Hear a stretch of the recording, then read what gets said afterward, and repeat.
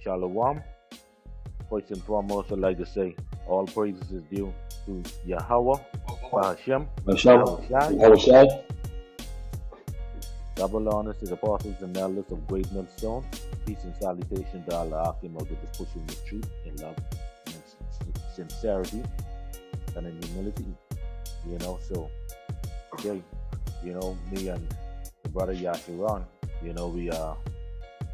are going into grafting because we're gonna bring out some edification on grafting because you have the Christian churches and these Christian people, they think that anybody can be grafted in, but through the spirit and power of Yahawah, BAHASHAM, YAHAWAHSI, we're gonna edify you on the grafting, and who it is that can be grafted in. So if the brother Yashawan, if you could read Romans chapter 11 and verse 16. This is Romans chapter 11 verse 16. For if the first fruit be holy, the lump is also holy. And if the root be holy, so are the branches. Right? So Paul is painting an image of a tree. The first fruit would be the length of the harvest, the first fruit that grows on the tree, and the lump would be the rest of the fruit, which is the masses, right? So the root, right, be holy, so are the branches, right? Because the branches come from the same root, So Paul is painting an image of a specific tree. So the first fruit and the lump is of the same tree, and the root and the branches of the same tree. See what I'm saying? So that right there, we could end on that right there. But through the spirit and power of Yahawah, he's gonna bring it out up with a little more clarity. You see what I'm saying? So you could read verse 17 for me now.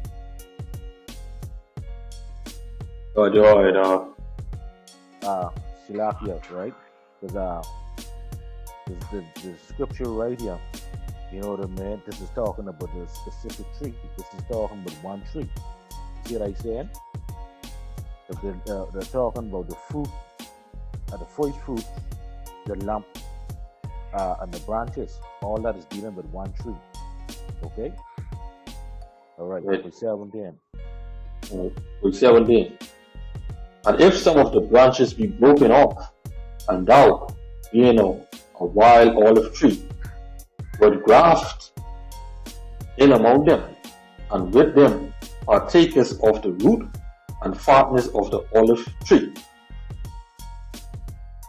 So Paul is saying here, if some of the branches be broken off, and thou being a wild olive tree would graft it in among them, and with them partakers of the root and fatness of the olive tree. So it says the branches of the wild olive tree would be grafted into an olive tree. So keep in mind now, these three are the same seed. You see what I'm saying? So it's the same kind of tree. It's the same kind of tree, and then there's different variation of the same kind according to the scripture. As a matter of fact, let's get it. So you could go to the book of Genesis. Go to the book of Genesis, chapter 1 and verse 11. Okay. Let's see what that says. This is Genesis chapter 1, verse 11. And the Most High said, let the earth bring forth grass, a herb yielding seed, and a fruit tree yielding fruit after his kind, whose seed is in itself upon the earth, and it was so. Right. So going back now, if you want to go back to Romans chapter 11 and 17 now, right? Going back now to Romans 11 and 17, they are of the these are two olive trees here in Romans 11 and 17. You see, they are of the same kind biblically. That's why we go on there to Genesis 1 and 11. They are the same kind biblically, like I say. They are different variation of the same kind. Okay? So an apple biblically is an apple, but then you have green apple, and then you have red apple, and then you have crab apples, right? But they are all apples. See what I said? So, so, so if these two different olive trees, so if these are two different olive trees, they are the same kind. So these two olive trees, two different olive trees, they are of the same kind. That would mean uh, that those people, that would mean that the people these olive trees represent, they are the same people. See what I'm saying? They are the same people going back to the same seed within itself, going back to Genesis 1 and 11. See what I'm saying? They are of the same seed after their kind. Like I say, going back to Genesis 1 and 11. So the wild olive tree, right, was supposed to be representing the Gentiles being grafted in among the Jews, the circumcision, who believe who are the olive tree. You see what I say? So the Jews of the circumcision, they represent the olive tree, right? Now, they are of the same seed, right? They are of the same kind, which means they are the same people, right? But we'll further break it down, right? Now let's use the seed, whether it's a seed of a plant or the seed of a man. You see what I say? So now to further prove that, you know, by the examples given, let's go now to Leviticus, to the book of Leviticus, chapter 19, verse 19.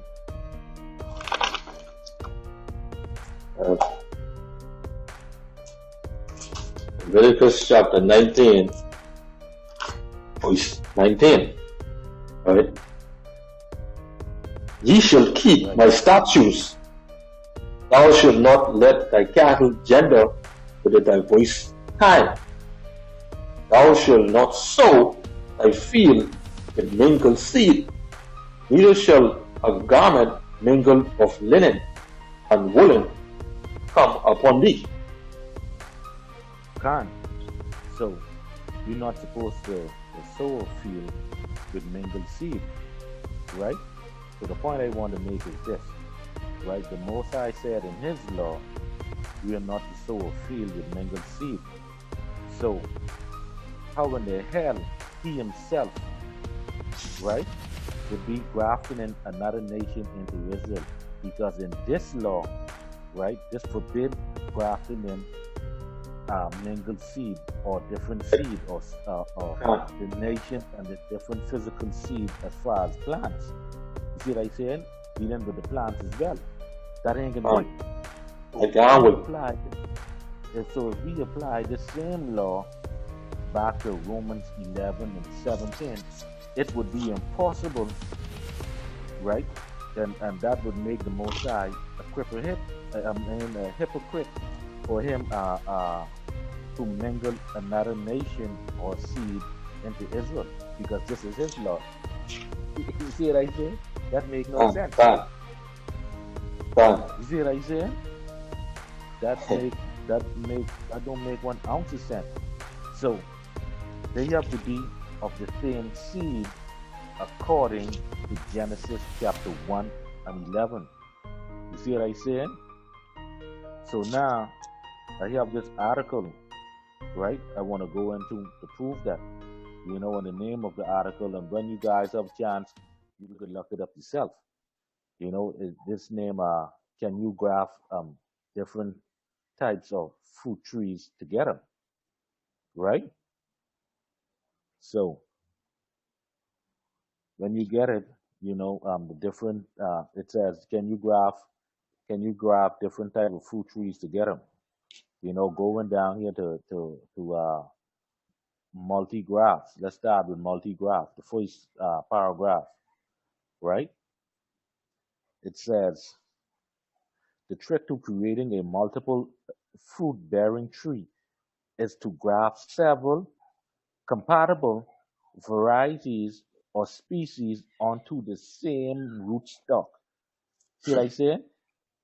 This is easy. This is easier when using bud grafting, since the rootstock experience less shock. Compatibility is determined by the species of the fruit trees you wish to graft together. Generally speaking, they need to be very closely related for the graft to take successfully. Sometimes incompatibility graft may survive past the initial stages, but it will eventually fail. You Con, see how I say? con, con. So, so you see that that compatible varieties or species onto the same rootstock. You see what I say? And it also says here that they need to be very closely related for the graft to take successfully. You see what I said? So so uh, if you don't want to accept that, right? If you don't want to accept Leviticus 19 and 19, you see what I say, in which that make it pretty clear. Then this come directly out of the horse's mouth. You can't do All nothing right, with this. You see what I say? all right, And that would mean Genesis chapter 1 and verse 11. Uh, uh, you'll have Genesis 1 and 11. We'll have to apply this. You see what I say? Since they don't want to accept this, we'll also have to apply that.